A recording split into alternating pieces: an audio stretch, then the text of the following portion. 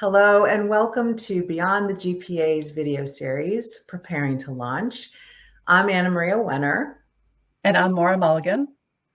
And today we're going to be talking about self-advocacy and help seeking.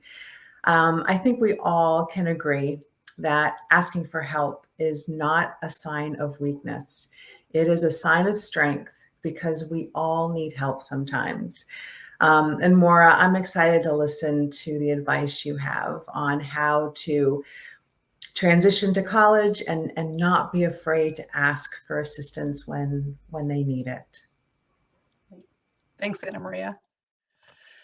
This is such an important topic, I think, for so many of our students, whether they live on campus or even if they're commuting.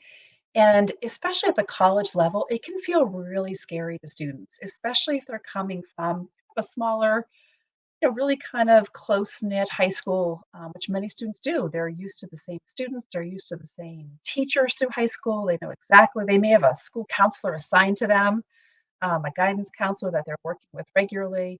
And then off we send them to college. And oftentimes they really don't know what to do if they're struggling. And, struggling can look like a lot of different things for students, right? So that might be a couple of different things. I'm struggling academically and I don't know who to go to help. In the past, I had a teacher that helped me, or maybe there was an, study periods during school.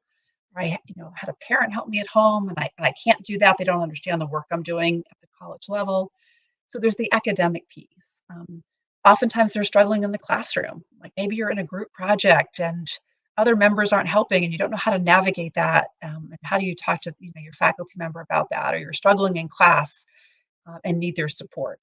And then there's the other piece of that sort of asking for help, which is sort of the emotional piece. What if I get to school and I'm here and I'm having trouble transitioning, or I'm having trouble with the people I'm living with if you're living on campus, right? So that helps seeking self-advocacy, as you can hear, it really permeates all parts of that college experience and can be really important for students to, before they get into a difficult situation, to know exactly who they're going to reach out to for help. Like, what are those resources on campus? Who are the people I contact for academic issues or mental health issues or social issues?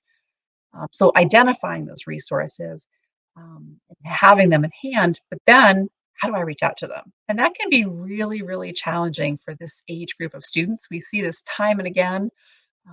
Students will say, I called you and you never got back to me, to people, and we find out that they didn't leave a voicemail because they are really awkward about using the phone. They don't have to use the phone very often, and most offices don't have texting ability to reach out to those people.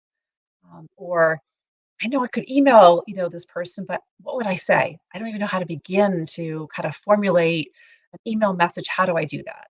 And as parents, that maybe high school desire to maybe like, I'll step in or I'll email your teacher for you, doesn't work at a college level. Faculty members are not going to be responding to parents about their students' concerns. So that's sort of important. Or worse sometimes for students.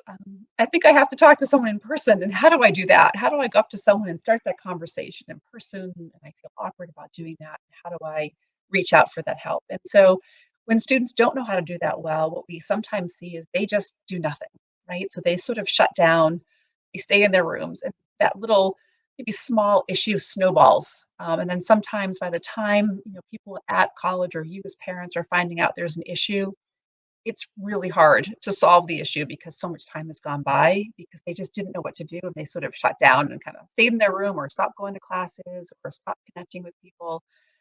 So that sort of ability to, identify who they reach out to when they need help is so important, and how they go about doing that and practicing that if they don't have skill doing that, and figuring out kind of what modality they're comfortable asking for that help. So those are some really key pieces that Anna Maria and I love to work with families with, is really thinking through if any issue comes up, let's be prepared for it and have those resources identified and in place, and a plan in place for that. So if any part of that struck a nerve for any of you and you want to have a further conversation about that, dig a little bit deeper, see how we can be of assistance, please reach out to us. And thank you for joining today.